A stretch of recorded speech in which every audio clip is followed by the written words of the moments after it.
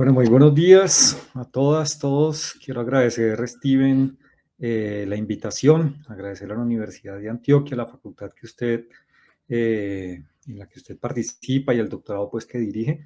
Muchísimas gracias. Voy a compartir una presentación, lo voy a hacer en este momento. Esperamos que las diapositivas se puedan ver bien, que resolvamos este tema técnico. Bueno, hoy les hablo desde la red Pro de Paz. Gracias, Steven, por la presentación y esta trayectoria pues, de trabajo en construcción de paz. Hoy pues les hablo desde la red Pro de Paz, pero les hablo especialmente como constructor de paz, que diría me defino, y me alegra mucho este tipo de eventos que pues nos ayuden a profundizar y consolidar estas perspectivas de transición y de transformación hacia la paz y la reconciliación aquí en el país. Considero que somos una gran comunidad global pensando los temas de la paz, y por supuesto todas las reflexiones pues nos ayudan a avanzar en este propósito. Estoy actualmente coordinando la Red Nacional de Programas Regionales de Desarrollo y Paz, la Red Pro de Paz. Justo allí en Antioquia, en el oriente antioqueño, tenemos uno de los programas regionales de desarrollo y paz, que es precisamente ProDePaz, es uno de los 24 programas de desarrollo y paz que hacen parte de la red. Y el enfoque ha sido desde mediados de los años 90 que se crearon los programas regionales, en contextos conflictivos, promover desde las regiones, procesos de desarrollo y paz en la perspectiva de la construcción de una nación pues justa, equitativa, incluyente y demás. Entonces hablo pues desde ahí, y espero, digamos, poder aportar algunas ideas a esta reflexión. Gracias por la invitación a este panel, me parece muy interesante. Y los referentes pues que tiene la facultad hablan por sí mismos. Eh, eh, la relación, digamos, de salud pública y construcción de paz territorial, y me refiero a referentes como, pues, Héctor Abad y el mismo Saúl Franco, que está actualmente en la Comisión de la Verdad.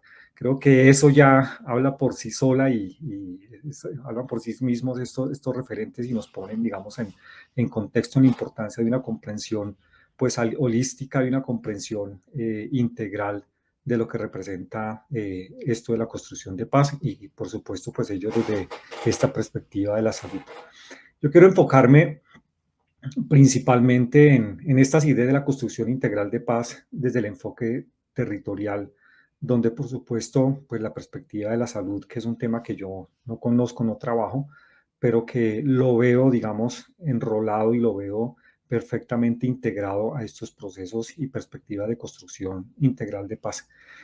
Rápidamente yo me refiero a construcción integral de paz, un poco para hacerle el quite a las discusiones de las adjetivaciones de la paz, que en términos conceptuales no nos ayudan mucho, sino centrar más la integralidad en los procesos de comprensión de los conflictos y los procesos de abordaje de las distintas dimensiones de la construcción de la paz. Entonces se suele llamar la paz integral, la paz territorial, o sea, una discusión conceptual de adjetivación del sustantivo de la paz. Creo que es útil, pues por supuesto, las discusiones conceptuales, pero creo que en una perspectiva mucho más práctica y pragmática que exige la construcción de la paz, pues centro, digamos, esa integralidad en el modo como se abordan los procesos de construcción de paz.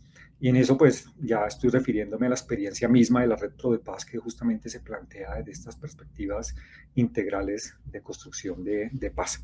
Entonces, de nuevo, pues muchas gracias por la invitación. Yo en estos 20 minutos que tengo, y con la intención, pues por supuesto, de aportar algunas ideas de base, quisiera centrar esas 4 ideas en esta imagen. Esta es una imagen del Magdalena Medio, donde ahí está el primer de los programas regionales de desarrollo y paz, que es el programa de desarrollo y paz del Magdalena Medio, que fue impulsado y estuvo funcionando bajo el liderazgo del padre Francisco de Rú, que es el actual presidente de la Comisión de la Verdad. Porque creo que esta foto habla mucho y nos ayuda también como a centrar el sentido de lo que estamos viendo aquí. Yo apenas un par de características sobre la foto misma, pero quisiera que ustedes también, en aras de la discusión posterior, pues también fuéramos pues como teniendo presentes los elementos que hay allí. Mm, un poco la perspectiva de lo social creo que es fundamental al pensar los territorios y al pensar la construcción de paz, la centralidad de las comunidades, la centralidad de las personas, la centralidad de las comunidades, de las organizaciones, pero no son organizaciones o comunidades o seres humanos aislados de su entorno, sino en una perfecta interrelación con sus entornos de vida. Entonces, la importancia de pensar esa integralidad también de estos mismos entornos, que son entornos habilitantes de los procesos, digamos, que están impulsados territorialmente.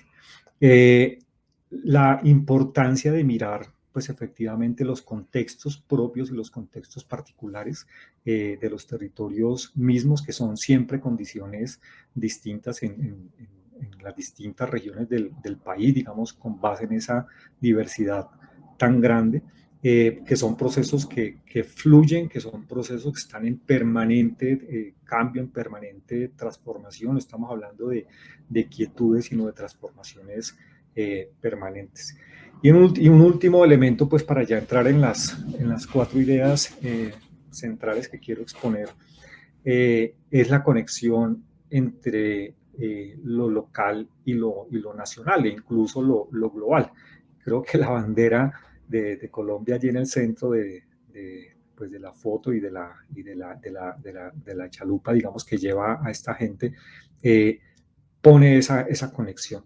Cómo pensar el país desde los territorios, cómo pensar el país desde las regiones, con todas las implicaciones de la integralidad que eso significa, y la exposición de Carmen nos ponía perfectamente ese énfasis de esa integralidad y los distintos factores que están influyendo, pero la importancia de pensar al país desde las regiones, que creo que le da mucho contenido y mucha riqueza en ese sentido, y lo hablo en todas las dimensiones, a nivel de la institucionalidad, de las mismas redes y plataformas de la sociedad civil, de la cooperación internacional, del sector empresarial, que muchas veces pensamos el país desde el centro y nos olvidamos justamente de las regiones y los territorios. Entonces creo que esa conexión entre lo local y lo nacional e incluso lo global resulta fundamental. Entonces creo que estos puntos y muchos otros que ustedes seguramente estarán pensando y viendo también y que han estado en la reflexión, pues hacen parte de esto. Me celebro también, pues me alegra esta invitación en el sentido de ir aportando a la reflexión. Son conceptos que están en construcción. Sé que la facultad, pues por los documentos que nos han compartido y por la reflexión que nos han compartido, están alimentando esta reflexión. Entonces, pues también espero aportar, así sea, un par de ideas básicas para este proceso. Cuatro ideas sobre las cuales voy a pasar pues relativamente rápido, con la intención de ponerla, digamos, sobre la mesa y luego, si tenemos el espacio, pues compartir más sobre ella o quizás profundizar. Bien, la primera de ellas, como idea de base, es que las visiones de la paz que construimos y que son visiones también distintas, que son visiones que muchas veces no coinciden entre sí porque son múltiples, diversas visiones de la paz que nosotros tenemos, vienen a la postre ser el resultado o vienen siendo los correlatos transformadores que se derivan de las comprensiones que se tienen del conflicto mismo.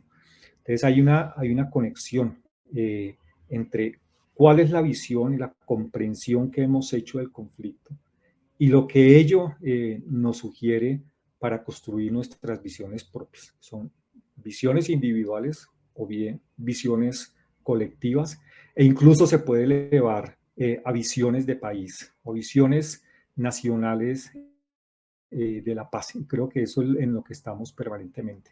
O sea, la historia del conflicto mismo colombiano y la manera como se ha dado aquí en Colombia, y los investigadores internacionales, los que vienen a mirar con mucho interés al país, identifican ese conflicto, la institucionalidad y el conjunto. Nos vamos haciendo una idea de ese conflicto, tenemos una visión, una comprensión de ese conflicto que se ha hecho, digamos, a lo largo de los años. Todos sabemos el trabajo de la institucionalidad como el centro de memoria, los trabajos de los centros de investigación, de las universidades, de investigadores del conflicto mismo, ayudando, digamos, a nivel nacional a construir esa visión, esa comprensión del conflicto. Y de allí se deriva, pues efectivamente, una visión de paz nacional. Y lo mismo se replica, digamos, en las distintas escalas. La importancia de que las regiones comprendan sus propios conflictos, que hagan ese análisis, que hagan esa reflexión como tal vez un punto de partida para la construcción de paz. Entonces, esa comprensión del conflicto viene siendo prácticamente una condición previa para emprender procesos de construcción de paz.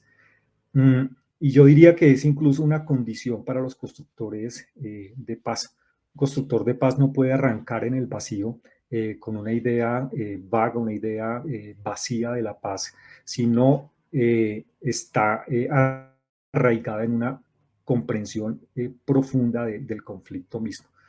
Digamos, esa doble cara de la moneda resulta fundamental pues, para pensarnos estos procesos en los que estamos de construcción de paz y para establecer o plantear las acciones que vamos a realizar. Entonces, si yo tengo una buena comprensión del conflicto, en qué consiste el conflicto, cuáles han sido las trayectorias del conflicto, sus efectos, etcétera, pues por supuesto que a partir de ello será la primera pista para buscar acciones pertinentes, acciones apropiadas, acciones efectivas que lleven allí a responder a esos conflictos. Entonces, ¿tiene sentido construir paz? Pues obviamente donde están los conflictos como procesos transformadores. La importancia de que esas comprensiones tanto del conflicto como de la paz sean comprensiones holísticas, multidimensionales, como lo estaba diciendo ahora la exposición anterior, que sean multiescalares pues del conflicto y de la paz. La importancia de esa comprensión para poder avanzar en esta perspectiva de la construcción integral de la paz. Son, por supuesto, requerimientos de enfoque diferenciales y de enfoque también multiactor. Que nos llevan, pues ciertamente, a construir unas perspectivas complejas para la concertación de las agendas. Cómo poder transitar de esas visiones individuales a visiones más colectivas, que son apuestas organizativas, que son apuestas institucionales, y llevar eso a apuestas territoriales. Eso, pues, por supuesto, exige un trabajo muy, muy grande. Los programas de desarrollo y paz se plantearon desde el comienzo en esa perspectiva de poder construir visiones de territorio, comprensiones del territorio mismo a partir del diálogo de los múltiples actores, de los diversos actores, incluso de los actores en tensión, actores en conflicto, para poder avanzar en la construcción de agendas colectivas. Y allí es el llamado a construir esas visiones donde pues efectivamente los temas sociales, políticos, culturales, ambientales deben hacer parte de estas agendas de diálogo y de estas agendas de transformación territorial. Entonces, esta primera duple, digamos, esta primera idea de ver esa correlación tan importante entre una buena comprensión del conflicto y de allí la derivación de una buena agenda y una agenda integral de construcción de paz. Casi que esa comprensión del conflicto viene siendo una condición necesaria para plantear, digamos, buenos o mejores procesos de construcción de paz hacia adelante.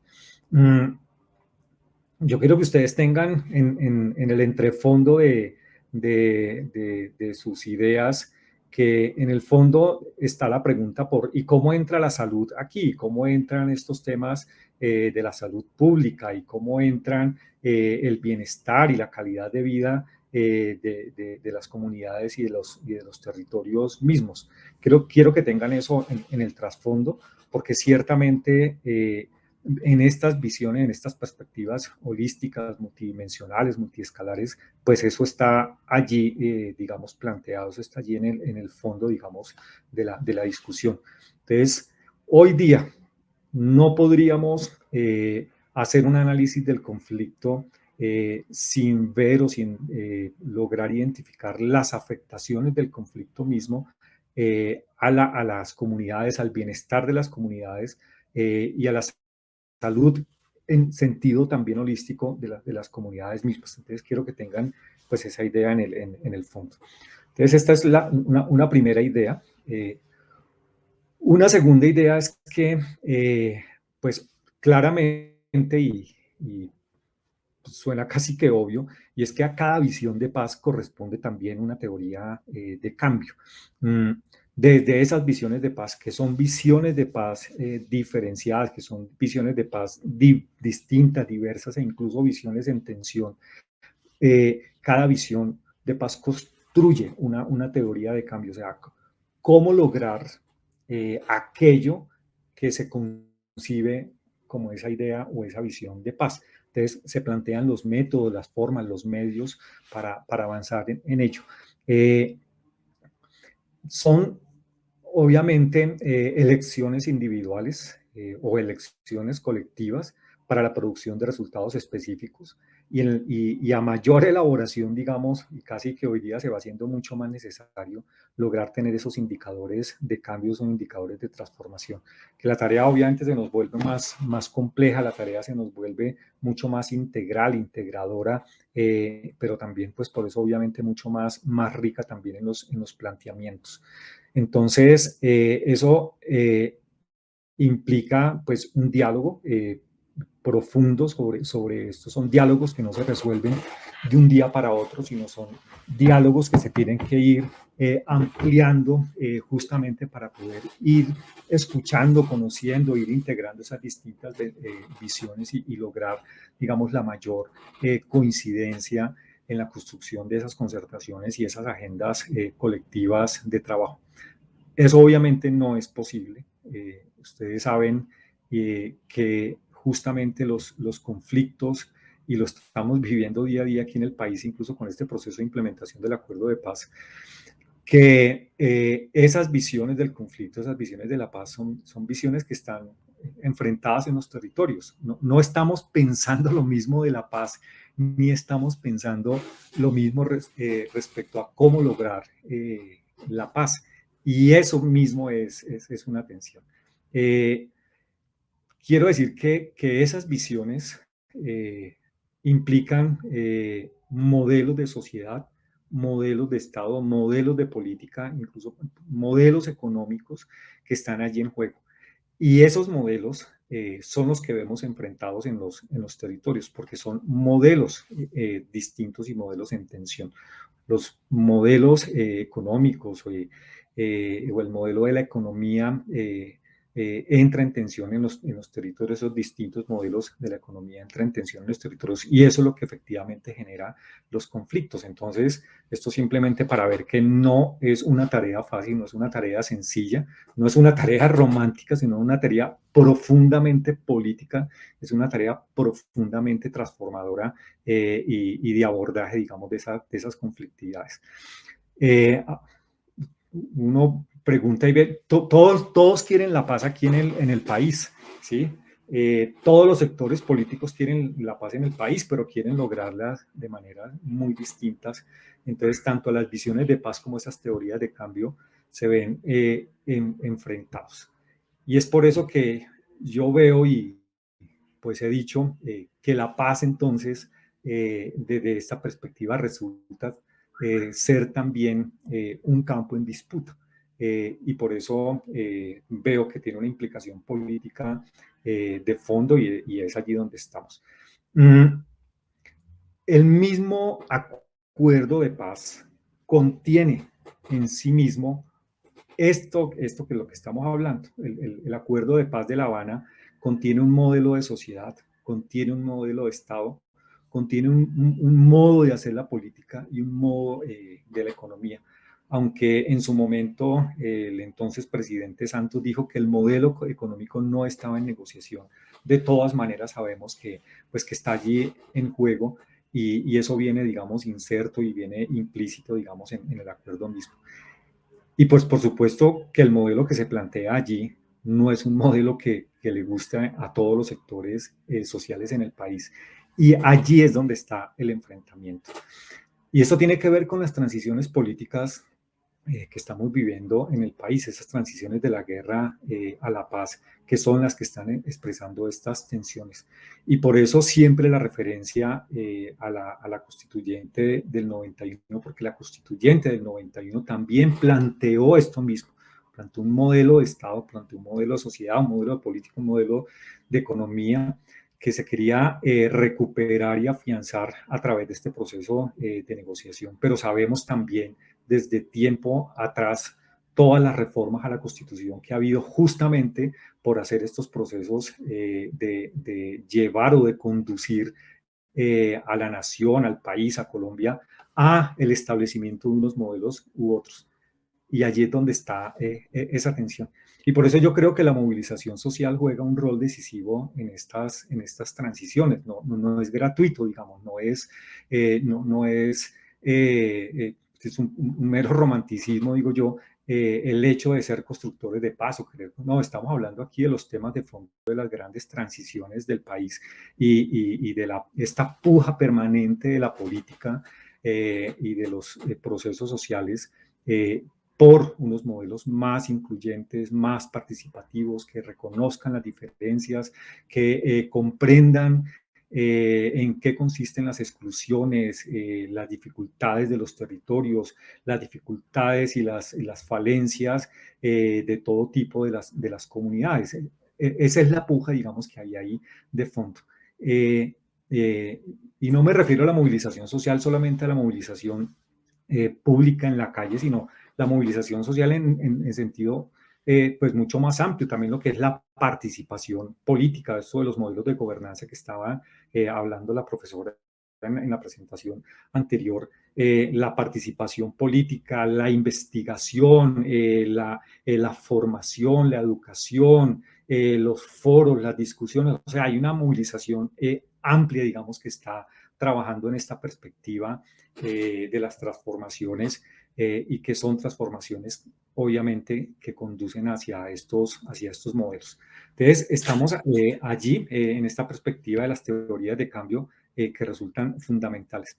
Entonces, de nuevo, digamos, para hacer la referencia a este tema de la salud pública sobre la cual estamos hablando. Entonces, lo mismo, ¿cuál es esa visión de la salud pública que tenemos? Y por lo que yo he leído de los documentos que me compartieron, eh, creo que más o menos estamos en la línea con mucha riqueza de lo que ya se ha avanzado aquí en la facultad y en la Universidad de Antioquia sobre este tema. Y vuelvo a decir, con los referentes que se tienen, obviamente la discusión y los avances pues son muy ricos. Entonces, ¿cuál es esa visión de la salud pública y estas comprensiones integrales y multidimensionales de la salud pública y cómo obviamente está inserto en estos modelos de sociedad, en modelos de Estado, en modelos de la política, etcétera? La tercera idea. Profe Fernando, escúcheme, 5 minuticos para ir redondeando. Muchísimas gracias. Perfecto, le agradezco mucho, Steven, que me llama la atención sobre el tiempo que aquí se me pasó por arrancar, poner mi cronómetro.